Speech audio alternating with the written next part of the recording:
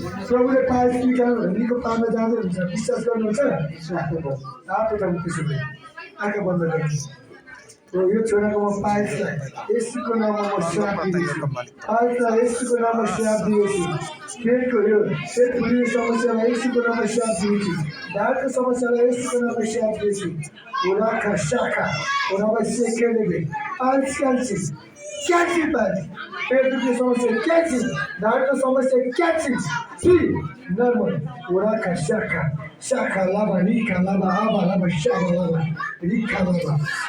सबै कुरा नर्मल चल्ने भएको बस्छ यसै प्रभुको नाममा आमेन ल चेक गर्नुहोस्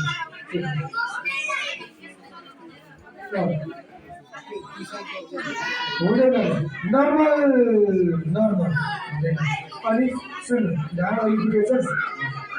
दुखिरहेछ अहिले दुखिया छ